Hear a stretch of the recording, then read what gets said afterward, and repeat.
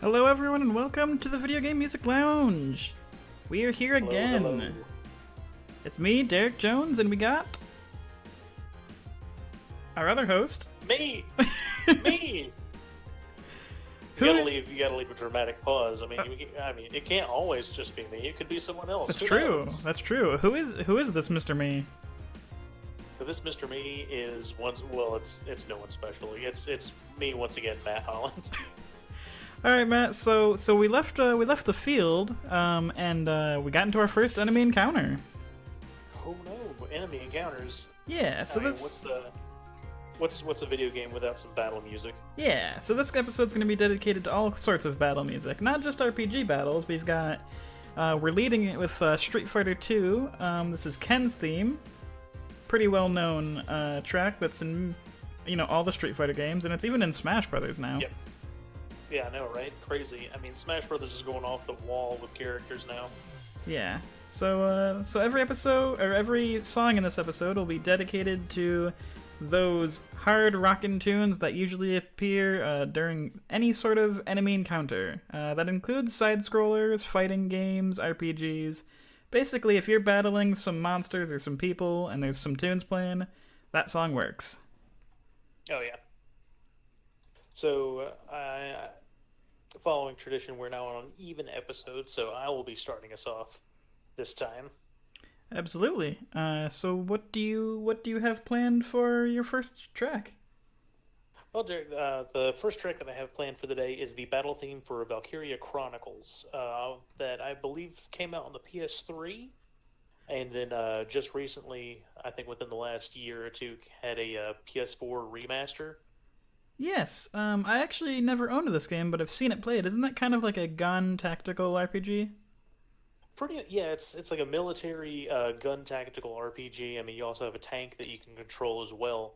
The game's mechanics for like the battles, I just absolutely love, and being in like that War Age era and stuff, like it's a very nice feel. The art style is really cool. It's like watercolor-esque. I definitely would love to see more games take advantage of this kind of battle style. Yeah. I'm excited to hear how it sounds, because I'm not super familiar with this game, so it's not a track I can easily recall.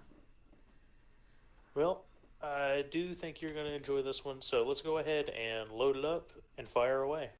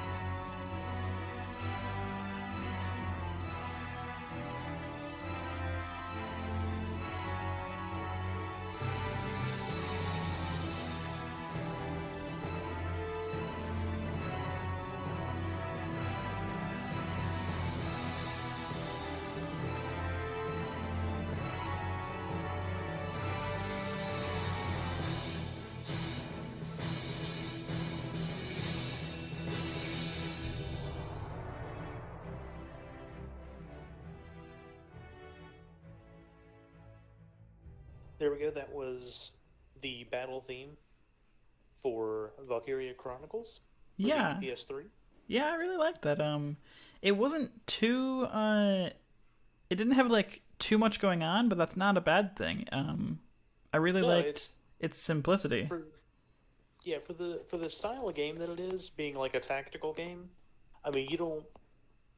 I mean that kind of music typically fits a little bit more rather than the the heart pounding, like, oh my god, it's a battle, like, kind of thing that most video games like to do.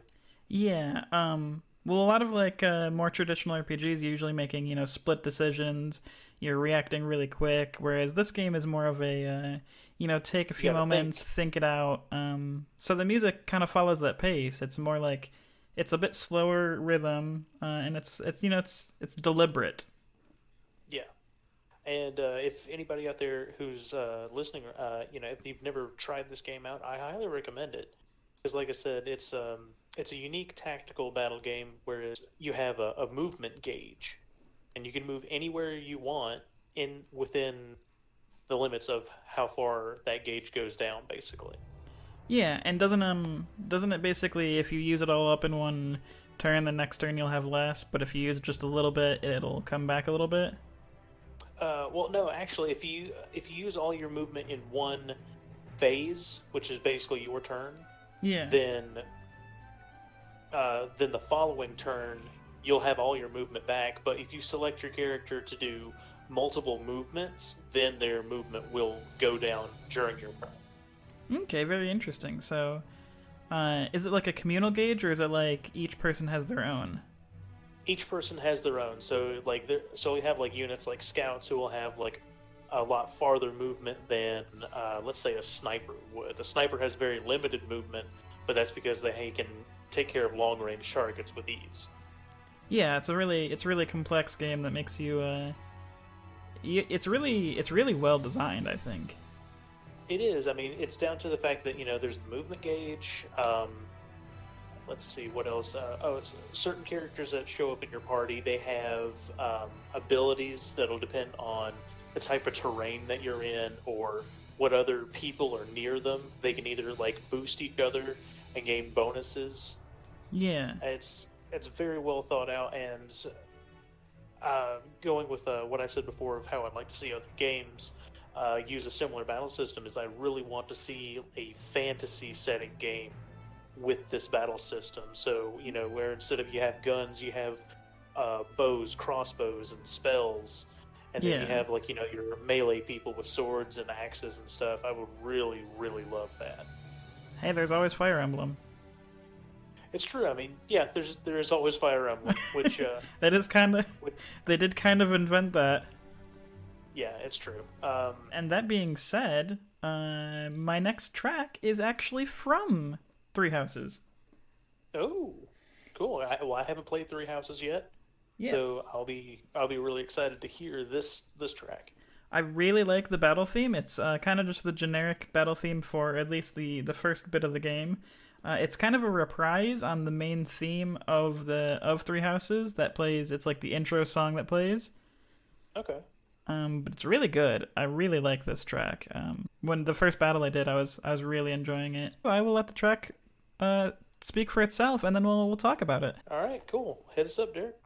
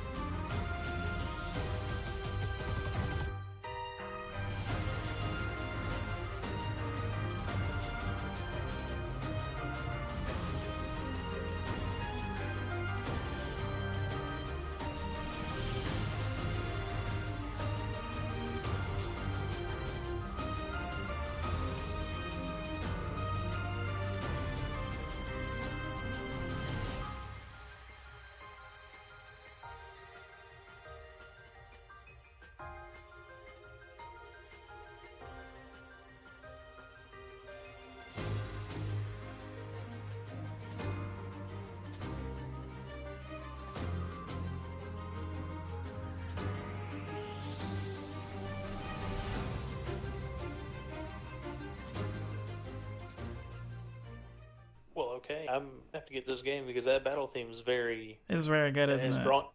It's good. It's really drawing me in. Yeah. Um, this first part, the way it works is it's got this little intro, and then it hits that like repeated staircase, the staircase notes. You know how it's like the, and then it goes into the main theme reprise. Oh, okay. So this part is unique to the battle theme, and then when the staircase part comes up here in a moment, it basically switches into a remix of the title music. But I really like the hi-hats. The hi-hat symbols that are throughout the song. Yeah, here's the staircase. A really good job keeping. Yeah, there it is. But I really like that's it's a really good part. nice. So, as far as the game goes, Derek, you're enjoying it so far? Yes? Oh yeah, it's a really fun game. It kind of redesigns a lot of the traditional Fire Emblem things, and it basically separates the game into two main things. There's the obvious battles and, the normal goings-on of a Fire Emblem game. Then the other half is taking place in the monastery, which is kind of like a military academy that three different, basically the world, or the main continent, is divided into three factions, and all of the factions send all of their nobles and all of their best troops to this military academy to study. And when you start the game, you basically pick which one you want to become a teacher of. And half the game is spent in the academy, and you actually, every week, attend a seminar, and you basically teach the students what kind of weapons you want them to be good at, and things of that nature. And you basically enhance your army, one, through battling, but two, through the school. Oh, I like that. That's an interesting concept. Yeah, it's really interesting. It's a lot of fun how much you can customize your units. And speaking of which, that's in a way similar to Valkyria Chronicles. How you do the battles and everything, but in between, when you're at the military, you're basically back at base, you can train your individual unit types to become better. Yeah, and then of course the sticking with Fire Emblem tradition, the characters themselves are all very unique and diverse personalities, and they have support conversations, and that's one of the main draws, is just seeing how these people's personalities unfold. Oh yeah, that's always been the classic thing, is relationship building, essentially. Yeah, but it's interesting how much the characters are diverse and just what happens with them. All right, so Derek, my next track holds a nice little place in my heart. It's the battle theme for Dragon Warrior 3, and I actually went with the classic one from the regular Nintendo. Oh, delightful. The Dragon Warrior series is great. It's kind of like a rival to, or rather the Final Fantasy series has been its rival for the longest time. For the longest time. Yeah. Unfortunately, Dragon Warrior is significantly less loved in America, but it is a very well beloved series in Japan. Very much so. To the point where it's like, a new game's coming out. Looks like my next I'm gonna take a sick day. Yeah, I think the last Dragon Warrior that came out, like the call out rate in Japan was like absurdly high. Yeah, here we go. We'll go ahead and get into this song. We'll talk a little bit more about it. So this is the Dragon Warrior 3 or Dragon Quest 3 battle music.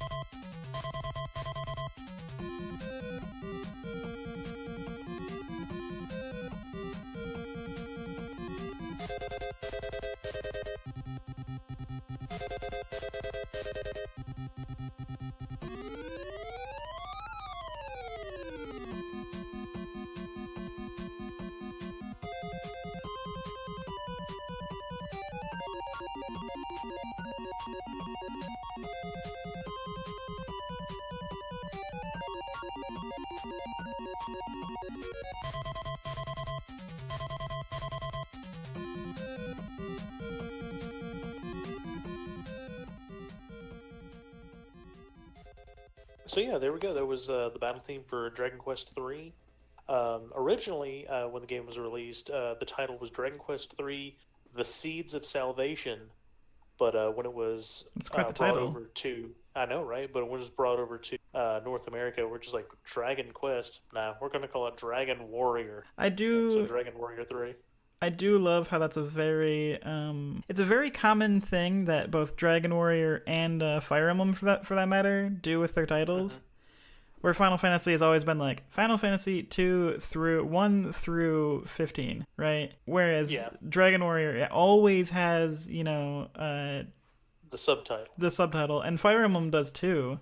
Mm-hmm. The one that came to America, 7, was Binding. There's been like Binding Blade, Shadow Dragon, Blazing Sword, Sacred Stones, Path of Radiance, Radiant Dawn. They never just number 4. Which I mean, I actually enjoy the subtitle because like sometimes the subtitle will draw you in a little bit more. Oh yeah, absolutely. Yeah. So actually, I got a couple things on this one. So the composer of it was Koichi Sugiyama. Yes. The initial release date of the game was actually back in I think it's 88. Yeah, 1988. Which that was the initial release for the Nintendo version. Which sadly I never actually played the Nintendo version. Yeah. Me This game either. didn't come. This game didn't come into my possession until many years later, when I was going through elementary school. I think I was like about 7 or 8 at the time, and I remember it was a Christmas present when they had it on the Game Boy Color. Yeah. My grandparents got it for me, and they're like, I opened it up and I looked at it, and I was just like, oh. And they're like, yeah, we didn't really know what to get you, and that looked like the stuff that you like, so... And I'm like, well, okay, and this was actually my first introduction to the Dragon Quest series, and... Yeah. This game has just, ever since, just been in high regard to me. It's mostly because of nostalgia, and... I mean, the grandparents that I've had that gave it to me, I only have one of them left now, so... Yeah. It's And it just holds precious memories to me in my heart. absolutely, and that's actually how I discovered, interestingly enough, the Fire Emblem series. Is I had no idea about it, and then one Christmas, I got Fire Emblem 7 for the Game Boy Advance as a gift, and they were like, "Well, we didn't really know what to get you, and it's got like swords and axes and stuff, and it looks like one of your games that you'd play." And I was like, okay. And I was like, oh, Right. cool, it's a tactical game like Tactics, which is my favorite game. And I've loved the series since. Yeah, and sometimes you just gotta love family members when they're like that, because unbeknownst to them, they'll probably get you like a gem in the rough, like a diamond in the rough kind of thing. Yeah, or a series you wouldn't, necessarily spend your hard-earned cash on as a kid, but you fall in love with the series. But yeah, I really like in that song how it hits that point where there's kind of the discordant notes all over the place. Yeah, It's very so, frantic. Like, yeah, it's like when it's when it's just the and then like it gets into the bass part. Makes you And then of course nervous. there's all it does. Yeah, it's when the notes are just like the random where it's just like and you're just like, whoa, what in the world, what's going on? Whoa there, calm down. And then it doesn't, because it does it like two times in a row, and you're just like, Oh no, I'm gonna die. But then it gets into the rhythm that I like the most, where it's just the dun dun dun dun Yeah, dun dun dun. Like, it's a good balance of a little bit chaotic and then it calms down a little bit. yeah, which is a battle. Yeah. I mean that's the true elements that you need in the battle is you have your chaotic moments where you're in the moment and you got to decide like in a hurry, and then you have those moments in a battle where you're like, okay, I can think about this right now. Yeah. And I have a perfect follow-up for that. It is a series that is near and dear to my heart. I played a song from this game on our very first episode. It is my all-time favorite game. Of course I have to play a song from it from the battle theme. That's going to be Final Fantasy Tactics. When I say this was a hard choice, I don't know if you know this, Matt. Final Fantasy Tactics has 22 different battle themes. I did know that. There's a lot of them. And they're all very good. Yeah. Oh yeah, because of the soundtrack. Like you actually own a copy of the actual soundtrack as well. I do. But Yeah. 22 different battle themes to choose from. Yeah, and when you're playing through the game, like it's like that the music is different, but at the same time it doesn't register in your mind.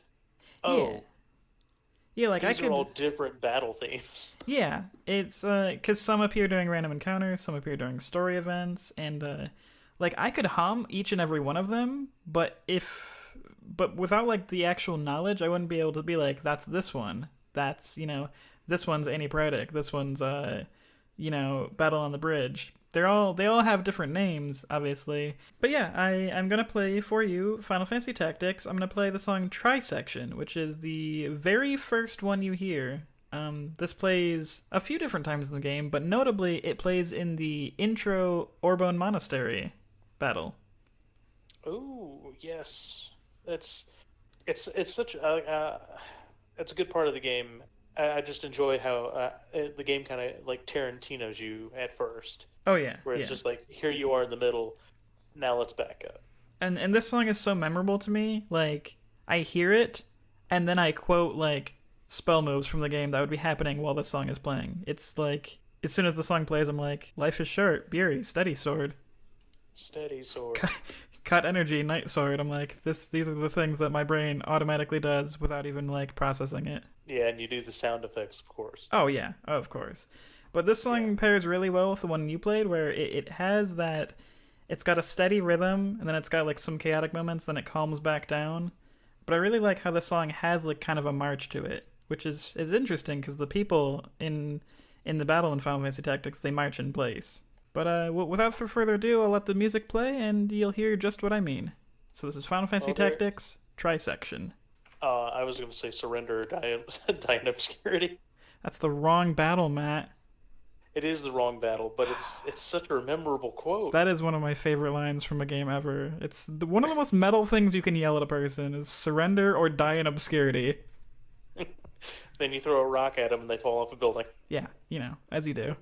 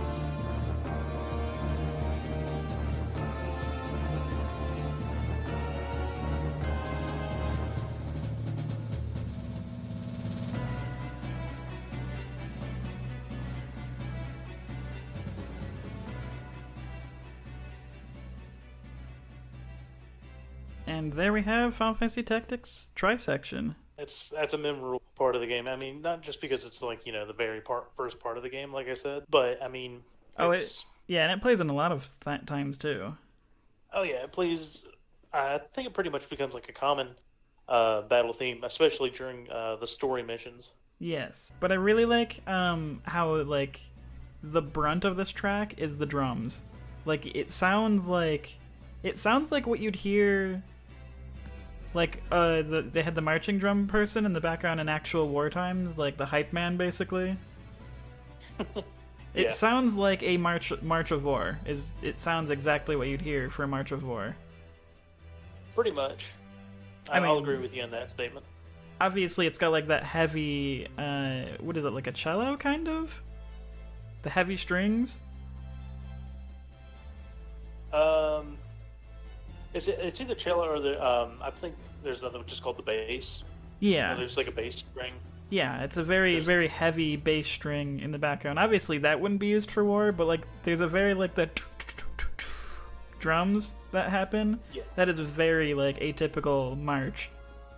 So yeah, Derek. Unlike most Final Fantasies, Final Fantasy Tactics was not composed by our good friend Nobuo Uematsu. It was not. It was actually composed by Hitoshi Sekimoto, who does many other tactical games. He does Tactics Ogre. He does all the Final Fantasy Tactics. He does Vagrant Story. He's done a lot of different works. I haven't thought of Tactics Ogre in ages. It's kind of the it's kind of the not the spiritual successor, but like Tactics and Tactics Ogre were like hand in hand. They exist in the same universe, if I remember correctly. I believe you're correct in that statement. But yeah, Sekimoto did many things in that same vein, as well as a lot of the work on Final Fantasy XII. He is one of the people that took over the series.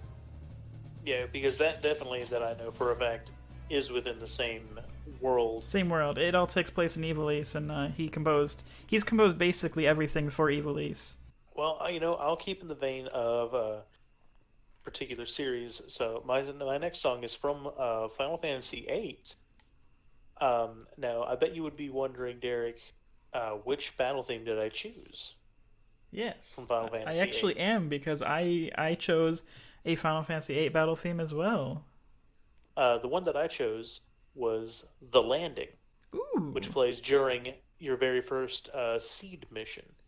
yes, I really like this one. It is not even one I considered. Yeah, because it's a little different. It's not just like your walk around random battle one. This one starts with a cutscene and plays through that Yeah, first portion, that is one like thing through all your encounters. yeah, and that's one thing that Final Fantasy VIII did really well. It's kind of the first, at least game is first in Final Fantasy's standards. I don't know if any other game kind of beat it to the punch, but it has cutscenes that go straight into gameplay without like any sort of loading. Yeah. Like it'll show you, like you can even move around in the cutscenes, and basically that's just a seamless transition. Yeah, which is very nice. So, Derek, let's go ahead and get this landing mission started. Final Fantasy VIII, The Landing.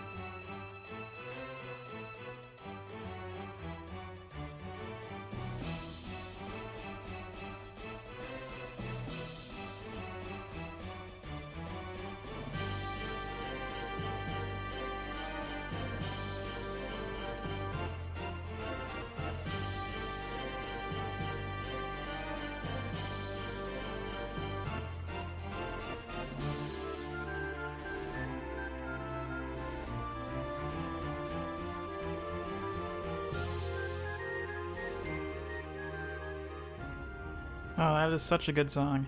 That one really is. I mean, up until that point, you have the normal battle theme, which I believe is called "Force Your Way," Yeah, which is also a really good song for the game. It was This game had a couple of different battle themes that I chose.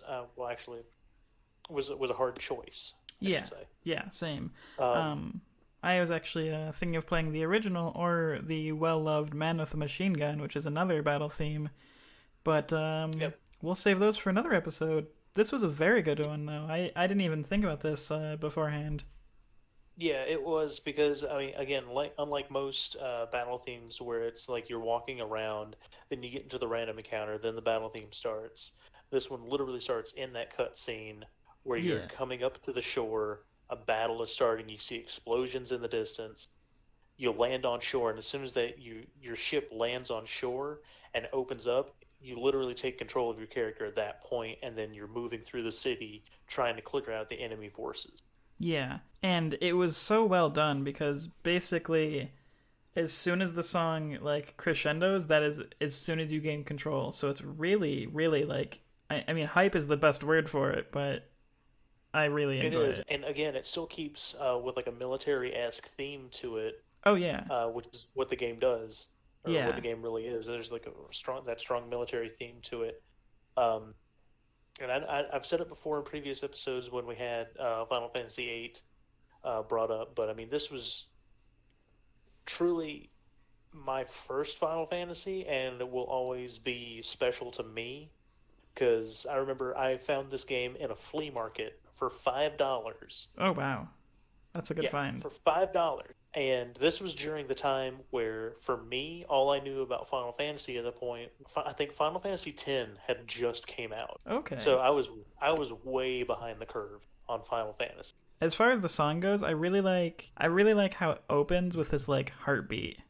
The heartbeat, yeah, because I mean your Squall's there. He's up on the deck of the ship. He has the map, Yeah. um, And this is where he's looking and out he to does the like the war overlay. happening.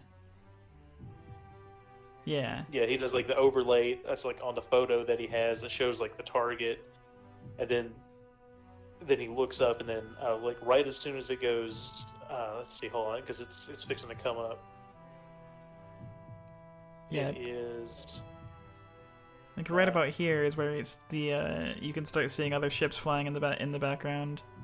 Yeah, Because this shows an aerial view of other ships driving into the harbor, and as soon as this crescendo hits, here it is. Yeah, it's this part right here where he looks down. You see the city. Explosions are happening. The boats are like zooming in. There's the one that like hits like the wall and like cuts through it. Yeah, this whole sequence is really really well done. And brilliant job on the developers' part, because they heavily pushed this game with demo CDs, and the demo went all the way up until Dolet. So this was basically like the final thing that got to happen in the demo, which is just a great way to sell a game.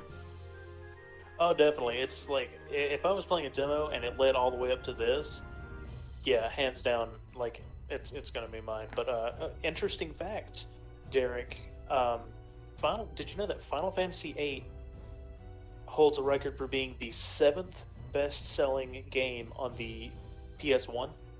I didn't know that. You would think with all the, I mean, 8 does have a certain stigma to it, but I mean, I personally love it. But I think that demo that what I was talking about is probably what drove those sales so well. Yeah, it sold over 7 million copies. Not to mention, the success of Final Fantasy VII. Of course, like, and seven's typically going to be the one that's going to be talked about the most. Which, I mean, it was good, but It was I revolutionary. don't want to stick to it. Yeah, definitely, it was a revolutionary with Lego Man graphics. 8 definitely did a lot of work towards the character models. A lot of work. I mean, there's still some glitchy stuff. Like Oh. you're the best looking guy here. Oh yeah, I mean that's probably one of my favorite pictures on the internet. Just it'll never not make me laugh. Oh yeah, no. But I'm glad that I remembered that this song is technically a battle theme. Yeah, yeah, it totally is. Not maybe not the way people traditionally think of a battle, but I mean, this song is literally you driving into a battle, so totally works. So Derek, what do you have next for us to listen to? So, so the main character Squall in Final Fantasy VIII uses a gunblade. So going with that Hmm. logic, I'm going to play the song of a game that has a character that uses a gun. Which game is that? I'm gonna play the battle theme for Parasite Eve. Oh my God! Hey, Parasite Eve getting some total love right now. Oh yeah, oh yeah. We played a track from this last episode. So the main character of this game uses a gun for her weapon. It is kind of a tactical turn based, but not in the traditional sense. The battles take place in like small little fields, and you do have a gauge that fills up, much like many RPGs do. But you can move around freely, and then when you go to take an action, you basically have a range that you have to be within to shoot the enemies. Yeah, yeah. A very interesting way to take the tactical turn-based. Actively tactical because you have to be moving and dodging enemies. Yeah, the song is very interesting. It's Parasite Eve battle theme.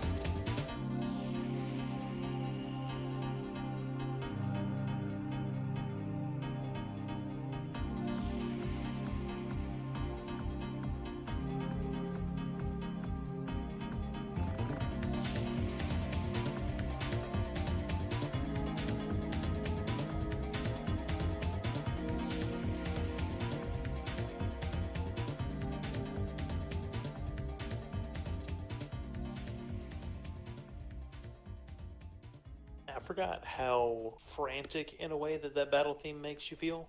Yeah, and it's really interesting the way it handles like the main rhythm. Like it's definitely two distinct layers.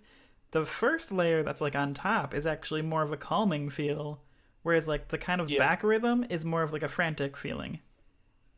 So it's very interesting. It's like weirdly calming and frantic at the same time. yeah. Because I mean, was Parasite Eve is technically classified, I believe, as a survival game more than like an RPG per se. Yeah, I mean it has a lot of It's got RPG resource elements management. to it. It has a lot of resource Yeah. management to it where you Oh, can't just definitely. you can't just use all your bullets much like in a Resident Evil game where you'll end up in a lot of trouble. Yeah. Which, speaking of like the bullets and stuff, what was the unique thing about the game was like when you essentially leveled up, instead of like you yourself gaining stats, it's like you would change how your gun would function. So you'd either have like a bigger magazine to shoot more bullets, or I believe you'd increase, was it the range of the gun? Yeah, you Is can that right? increase range, you can increase power, its magazine, how it fired. You could also level up stats like how fast your gauge filled. There was a lot of customization options when it came to the different things you could raise your stats with. Mhm. Okay, Matt. So what do you got for us next? Well, Derek, I'm gonna branch off on you on this one, and it's still like a main major title, but it's not necessarily the follow me game that we typically like to do. Um, my next song is the battle theme for Team Rocket from the remake of Gold and Silver, Heart Gold, Soul Silver. Okay, so that is obviously Team Rocket from the Pokemon series. Yep, which actually didn't get their own technical battle theme until Gold and Silver, because in the original Red, Blue, Yellow, they just had the typical trainer battle theme. Mm-hmm. This is a good song. I like it. So prepare for some trouble, but you don't have to make it double, I guess. Yeah, I don't have a track from Pokemon picked out this episode, so I guess we're not going to make this one double, but we'll definitely prepare for the trouble.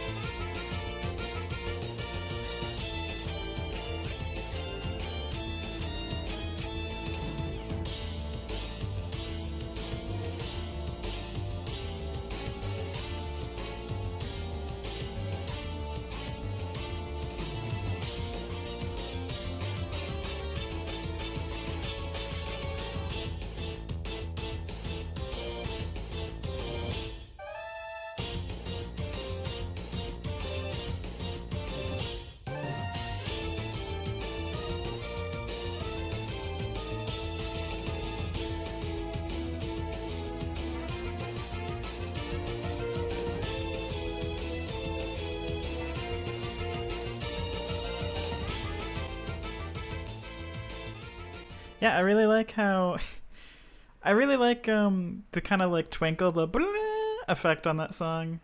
I I call it the always the jazz hands moment. I was gonna say I always do jazz hands every single time without fail. And like I said before, before the music started, was like red and blue. You fought Team Rocket. It's still like the same battle theme you heard, but I mean, given the time, they still couldn't do much. But as soon as Gold and Silver came out, and it's just like, oh, here's Team Rocket again. And when they gave them like their own theme, you're just like, oh, okay, cool. I like it. Yeah, I like it. It's a fun little tune. Yeah, it is a very fun little tune, and it sets like a difference compared to like all the other themes that you hear throughout the game. But I definitely think it was taken to the next level in the Heart Gold Soul Silver version, because Yeah. at that point we're in Gen 4, so Diamond and Pearl was the latest new thing. So just like, all right, well, here's Gold and Silver again, which And I'll say, for me, in my opinion, I think Gold and Silver is probably going to be probably my top favorite generation, just because of what they allowed you to do in that generation. Yeah, that was a really fun series of games, and I do really like this kind of remaster restyling of the Team Rocket theme. I like how it it makes them feel more intimidating, which I like. It does. You hear that guitar in there,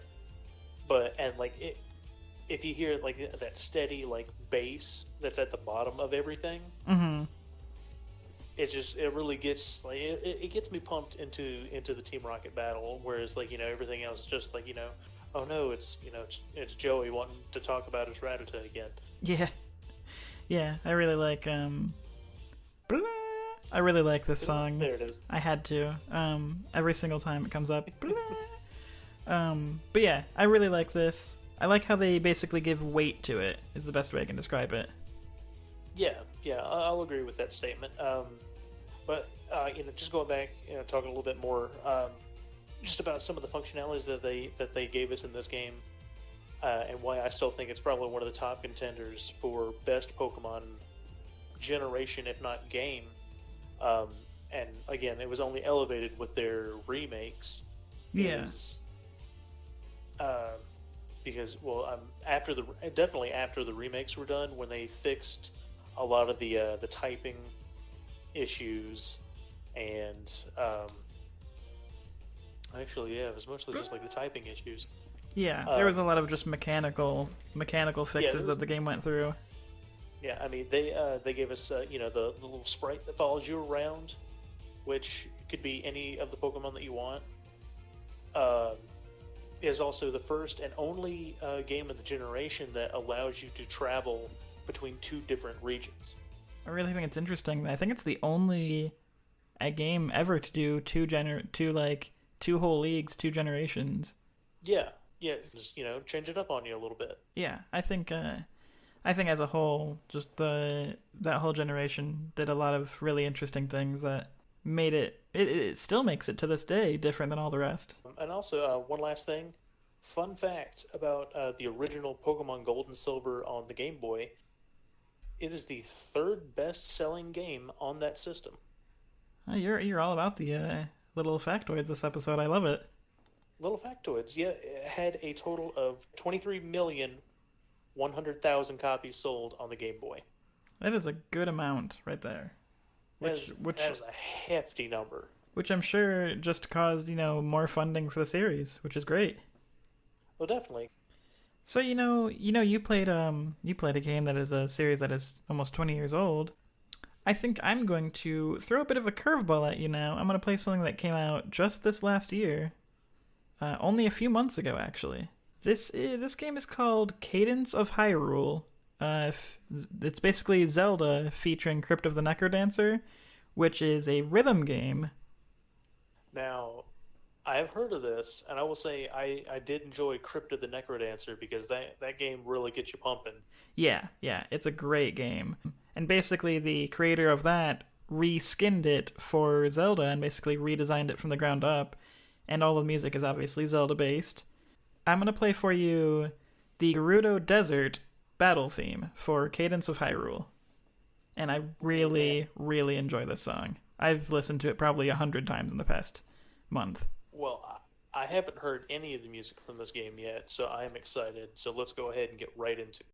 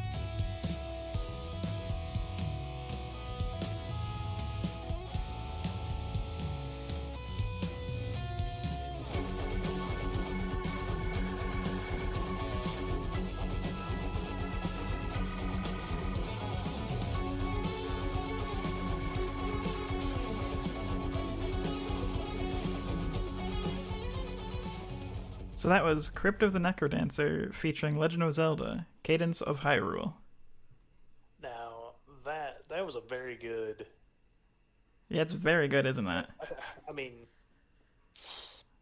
It's a I hard. really enjoyed that, but I will say, like right in the very beginning of it, go ahead and start it up again. Yeah, And this intro is my absolute favorite part of the song. I'm not gonna lie.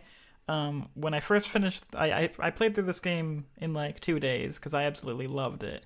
This song really stuck out to me, and I'm not gonna lie, I probably played this like the first 20 seconds, like 20 times in like 2 hours because it was stuck in my head. I just had to keep hearing it. yeah, yeah. Go ahead and start it up for me again because I have a suspicion because it reminded me of something else, and I want to make sure I want to double hit check on that.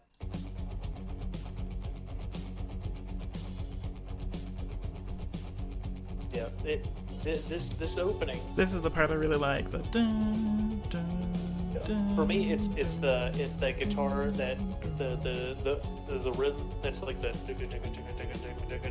yeah. that right there. Literally, when you played this song, I thought you were gonna pull my leg because it sounded like the Immigrant song, which was by Led Zeppelin. Yeah, yeah. So like when that song started and it started doing that with the guitar, like immediately my mind was just and it right? changed completely, and I was just like, this is a completely different song, man. Right? And I just love this whole song, how it takes, because the whole game does this. It takes traditional Zelda songs and like layers them into each other, and seamlessly transitions between songs from various Zelda games. And obviously, this one, being in Gerudo Valley, heavily remixes the traditional, well-loved Ocarina of Time Gerudo Valley song, and I love it the way it sounds. Yeah. That part right there really gets me because like with this guitar going right here, this solo, it's just like. And the different instruments are so good sounding. The composer did a really good job on this. Oh yeah, I definitely need to pick this up because just hearing this song, I need to hear the others. Oh my god, there are so many good songs for this game. Like, I mean, obviously there would be, because the whole game is a rhythm game. Basically, the way it works is imagine if Zelda was in a grid, like the whole Zelda game was based in a kind of like a 2D grid, like original Zelda did. But then you move to a rhythm, so every it does a beat. There's a beat. You move on the beat. Yeah. There's a meter on the bottom of the screen, and it's like you'd be like up, left, right, swing sword. And it's a lot of fun, and it's really hard. It's a very difficult game. I think my first playthrough, I died about 84 times, give or take, before I finished keep a tally on that. Oh yeah, it tells you when you finish the game. It's like, yeah, you died this many times.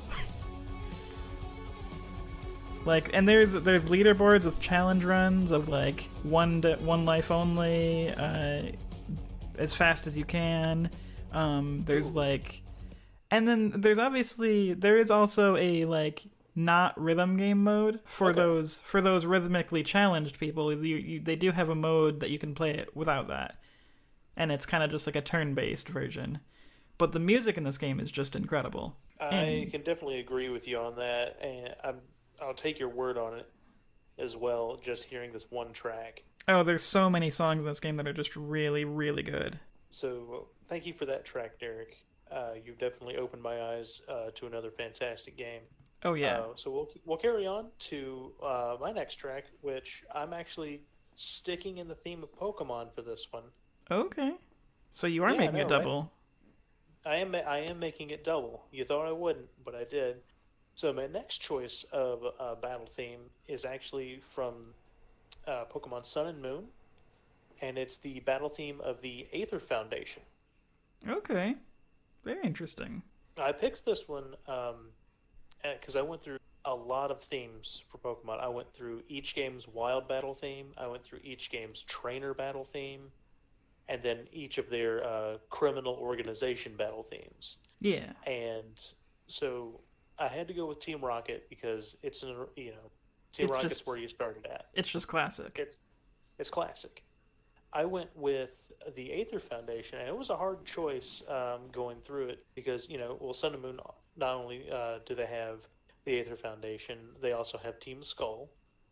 Both themes I really enjoy, but I picked the Aether Foundation because unlike all of the other battle themes in Pokemon, this one is the most unique in my opinion, and you'll see why. We'll go ahead and let's go ahead and get this track played. Here we go. This is the Aether Foundation employee battle music from Pokemon Sun and Moon.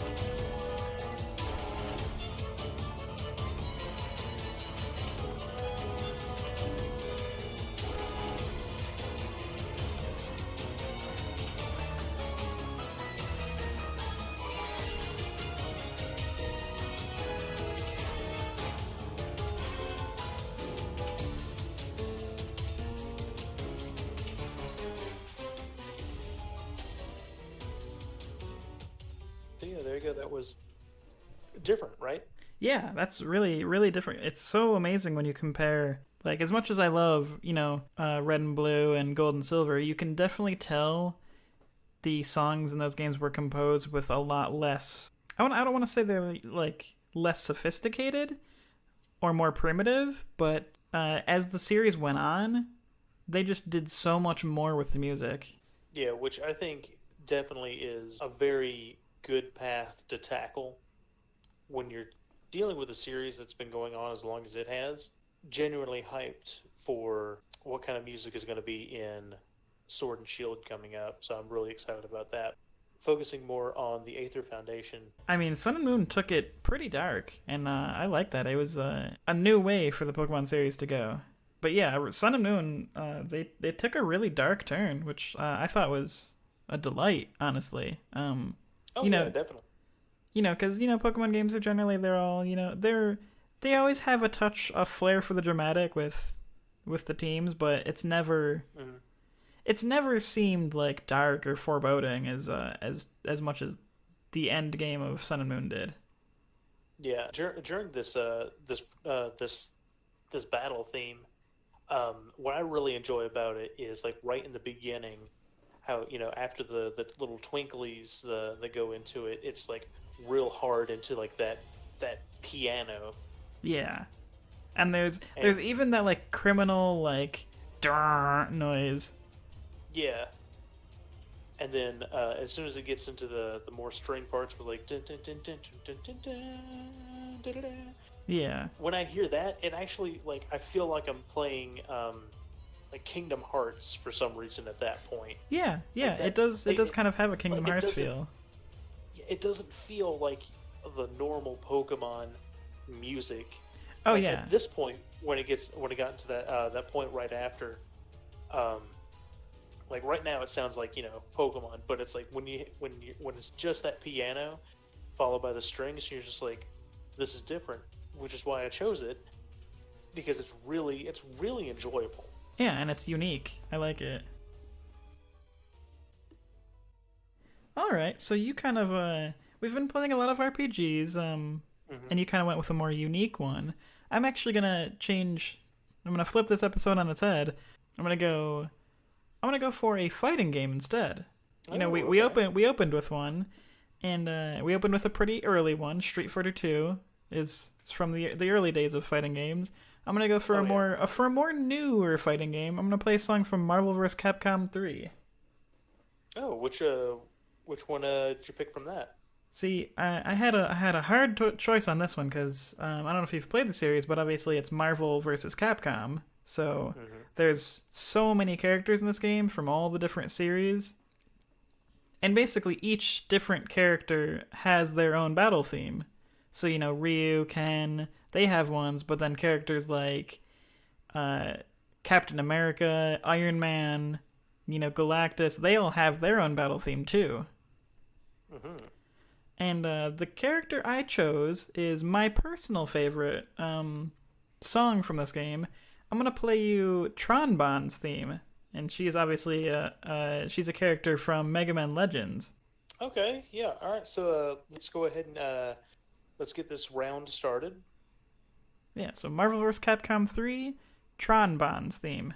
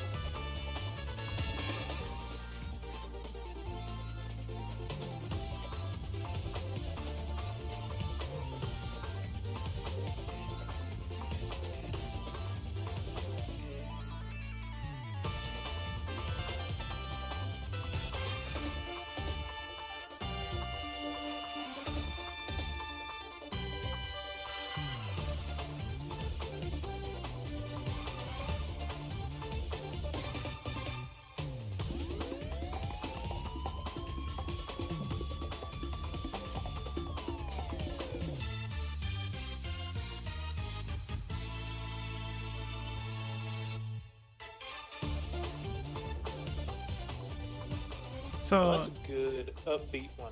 oh yeah, yeah. I really like if you've played the Mega Man Legends series or the original game, you recognize that song as a remix of the Gesellschaft theme, which is a theme that plays when you fight. The Bond family is the enemies of the Mega Man Legend game, and they all basically have giant, awful robots. And this theme plays basically while you're doing a dogfight, fighting their ship. They remix that for Marvel vs. Capcom 3, since Tronbon is a character who basically operates a mech. I'll admit I'm not a huge fighting game player, but I do really appreciate a lot of the music. And again, this game, it has a lot of songs, and I basically listened to the whole soundtrack, and I settled on this one just because I love Mega Man Legends, and I was like, I really like how they remixed the Gesellschaft theme for this song. And it's very... a great theme. Yeah. It's really poppy and really techno, not techno, but I don't really know what to call it, but I like it. I really like the pep and the energy of it. It's definitely very energetic. I mean, it's a good fit for a fighting game. They did a really good job remixing the original theme from the 64. Yeah, yeah. And I just like the way the whole song sounds.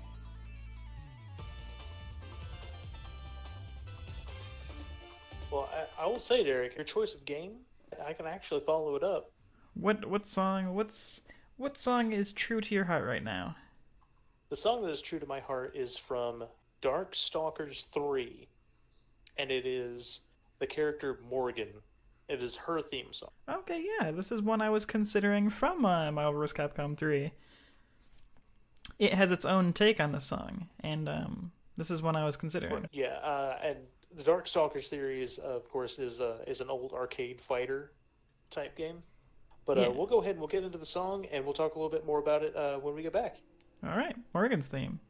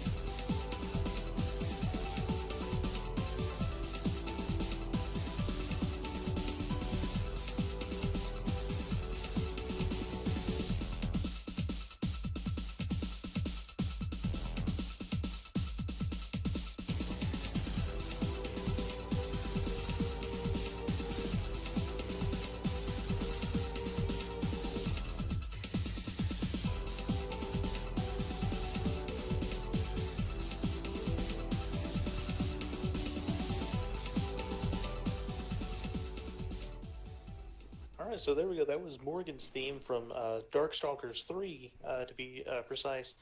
Um, it's got a nice, it's a nice steady beat to go through it. I mean, it doesn't really go like too high, it doesn't go too low. It's just constant throughout the whole thing.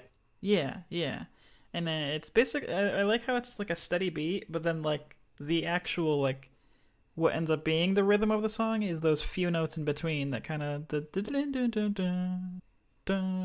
It's like. Well, here we go. I'll hit you with some Darkstalkers trivia. Okay, yeah. So obviously, the first one, Darkstalkers, with the subtitle called. So the full game title was called Darkstalkers: The Night Warriors, which came out in 1994. Obviously by Capcom. Capcom published the game. Yeah. But actually, in Japan, the series is known as Vampire. So the first game was actually called Vampire: The Night Warriors. But I did not realize that. Right? Yeah. Later they called it Dark Stalkers. Mostly when it came over to the stateside. Okay. Yeah, that's really interesting. I didn't know that. Yeah, which to me, I actually enjoy the title Dark Stalkers a little bit more than just Vampire, because when you look at all the characters in the game, there's literally only one vampire. Well, I think too. Isn't Dimitri a vampire also? Well, Dimitri is the only vampire. Oh, that's right. Morgan is more of a succubus, which is similar, Correct. but not quite the same. Yeah. Yeah. So, and of course, like, if you don't know what Darkstalkers is, you will obviously know who Morgan is. Yeah, she's. This is her her series of origin, but she's been in multiple Capcom crossovers. So she's in Marvel vs. Capcom. She's in Project Cross Zone, I believe. Yes. Yes. Yeah, she was in Project Cross Zone, and she teamed up with Chun-Li in that game. And like, good lord, like my life was complete. Yeah, that's a pretty interesting game where it's a tactical turn-based fighting game, which doesn't really make sense, but it works out, and they kind of just cross games. So you've got Morrigan with Chun-Li, you've got Senko with Frank West, and it's just an interesting game. But Morrigan and Felicia are kind of the poster children of this series. Another interesting little tidbit about Darkstalkers is it was first in Capcom's fighting games, just in general, like the first game in the whole fighting game line that that introduced the use of 16-bit colored animation sprites. Interesting. Yep. So you can thank the Darkstalkers for introducing that. So then that was obviously incorporated later on into things like Street Fighter Alpha, and then eventually the Marvel vs. Capcom line. Yeah, very interesting. Music is often really good in fighting games. One of these episodes here, we'll probably do a fighting game focus, and we'll play some of our favorites, because there's a lot of really good music out there for fighting games. What next do you have in store for us? What music do you have to entertain us? Well, next I'm going to transition out of the fighting games, and I'm going to go a different kind of battle theme on a side-scroller. Now I'm going to play a very popular game that released for the Genesis, and it's a Sega franchise. If you've ever owned a Sega console, I'm sure you've heard of Streets of Rage. Oh man, Streets of Rage! It's a very, very well-known side-scroller beat 'em up. And in the genre of battle, what more can you say is a battle than a beat 'em up game? I mean, you got a good point there. So we're gonna go. Let's go ahead and smack some heads around with this latest track that you got to pull on us. Yeah, let's go brawling in the streets of Rage, Stage 1.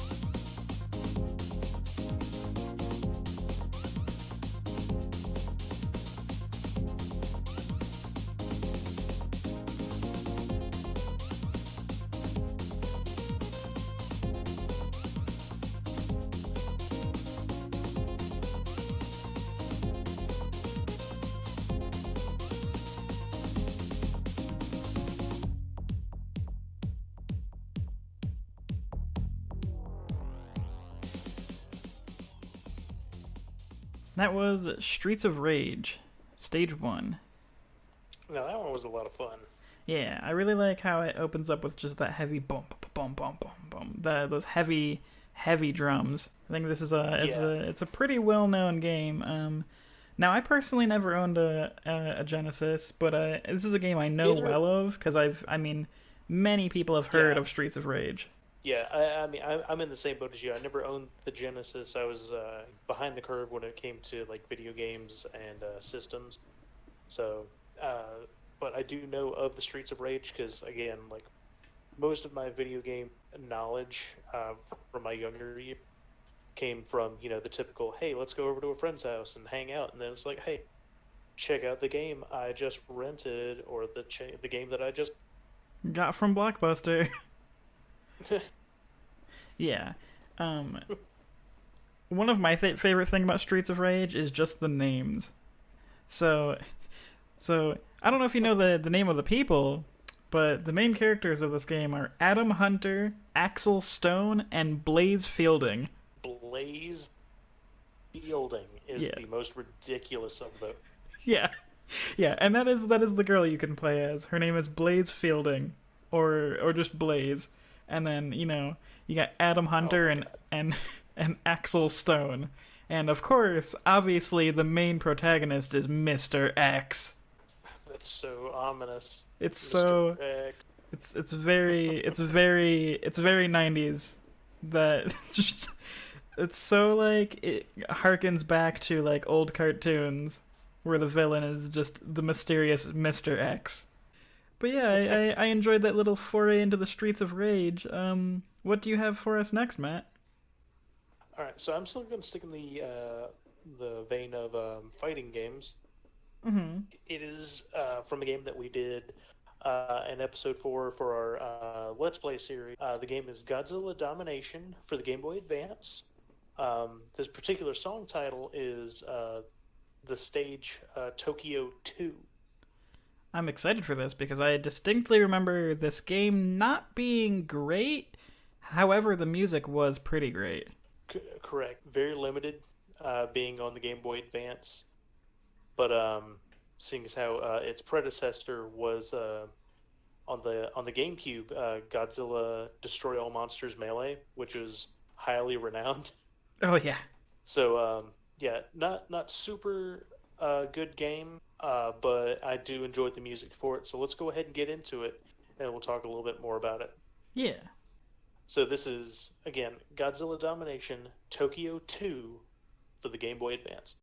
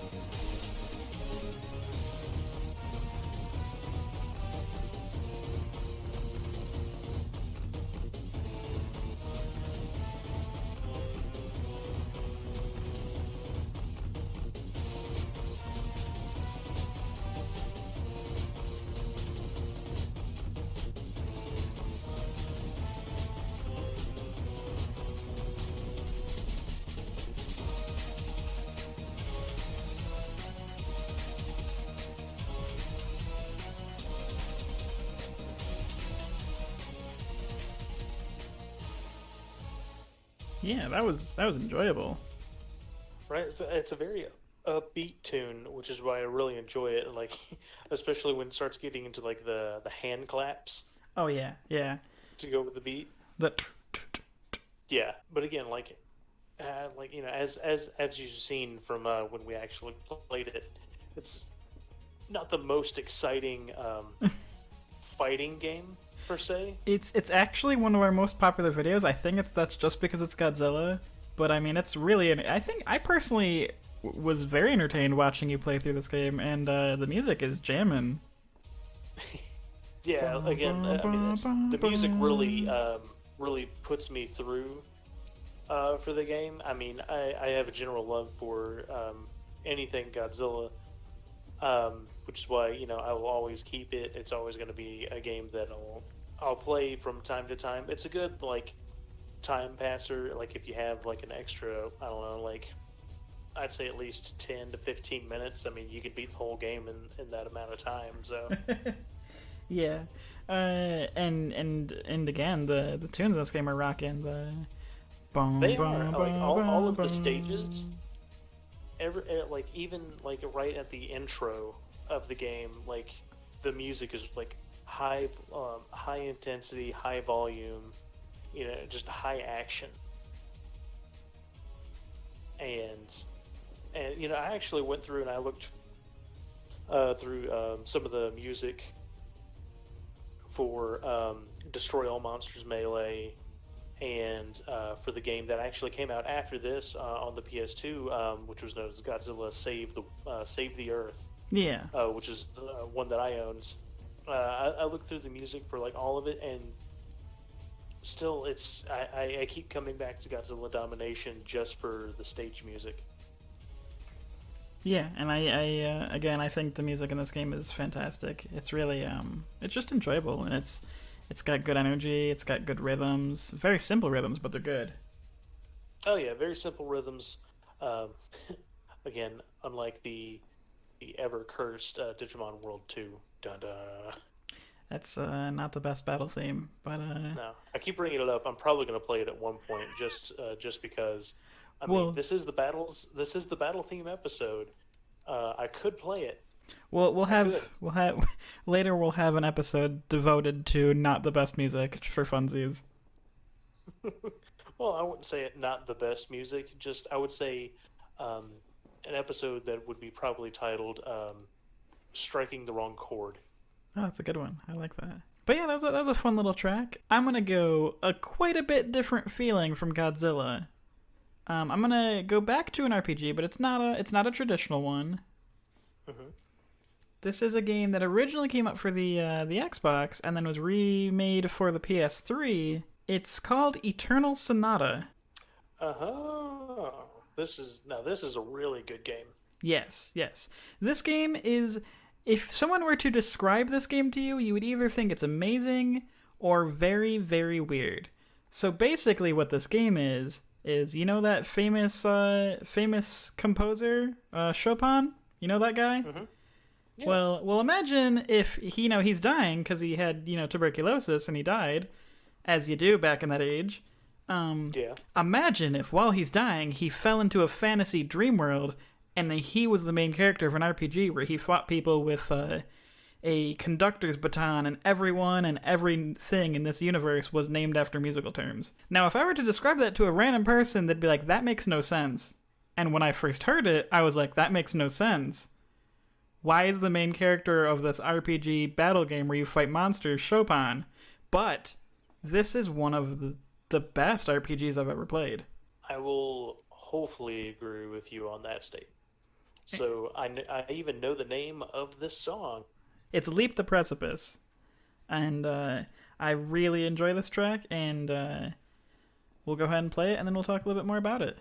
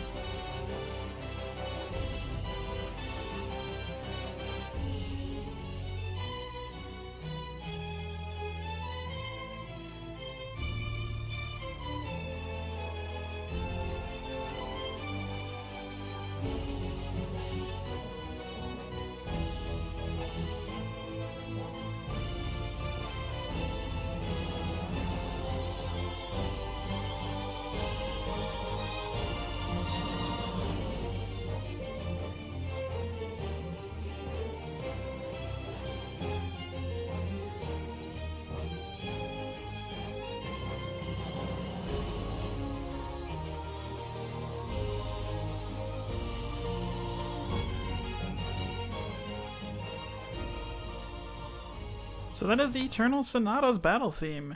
And again, this game is basically the dream world of Chopin.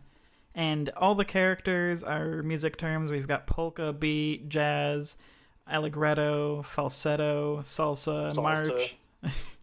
And, every location is, retardando, Mount Rock, Baroque, City. Everything in this whole game is music terms. And it's a delight, and it is a really good game. I don't want to spoil too much of the plot because it's actually really interesting, and the gameplay itself has a really interesting take on what a traditional RPG is. But definitely check this game out because it's a good one, and that's going to be my final track for this episode. And another thing going off of Eternal Sonata is, like in the realm of the Tales series, it's also not only a solo game, but it can be a multiplayer game as well. Oh, absolutely. This is a really fun game to play multiplayer. It is turn-based, but it's very action-packed. You can actively guard attacks, you can build up combos, and play off each other, and each person can have control over a different person, and you can have 3 people in each battle. So, really fun multiplayer game too. Yeah, definitely a top list for both of us. So please, if you haven't heard of it, you haven't played it, check it out. Like I said, it came out on the PS3 and the 360. So I mean, if you have either of those systems, I mean, definitely look into it. All right, Matt. Well, it's about that time of the episode. Of course, we wanna thank everyone for listening. Definitely tell us what your favorite track was. We appreciate your viewing, and just a heads up, we've got the video of the episode itself with the song titles on YouTube under VGM Lounge, and we also are now on great podcasting websites such as iTunes, Spotify, Google Play, and many other places where you can find podcasts under the name VGM Lounge.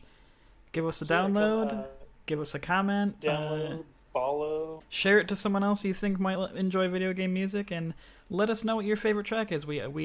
We love hearing which ones you enjoyed. We love hearing which ones we missed out on, because obviously there's thousands, tens of thousands of battle themes out there, and we can only pick a handful. So tell us which ones you would have loved to hear, and maybe we'll play them on our next battle episode. It's true, yeah. I mean, we're going to keep cycling through the themes. I mean, this won't be our only battle theme episode. We love hearing from you guys, and definitely let us know.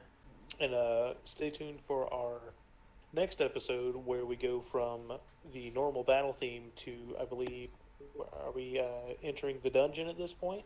Yeah, so we went from the start of the game to a town, we entered the field and we fought some monsters, and the next logical part is going into our first dungeon. So next episode will feature anything you can imagine is a dungeon, a cave, basically some sort of focal point where, there's puzzles, there's labyrinths, that kind of thing. So this next episode will have a lot of interesting variety. So here we go. We're going to send you off with our final track, being one from my list. And so this song is actually from a game that came out on the Xbox 360, and I don't think it came out on any other system. But the game is called Lost Odyssey, and this is the battle theme from it. Yeah. Now, it's a great game, and it's actually one of the few, I guess, modern day RPGs, given the way that systems work now, that actually had multiple discs again. Yes, indeed. I remember. I don't remember the battle theme for this game, so I'm interested in hearing as we close. Well, you're in for a treat, so please enjoy this track, and like Derek said, give us a follow, listen out for us, and always comment, subscribe, tell us your thoughts. Thanks, guys. Thanks for listening, and see you next time.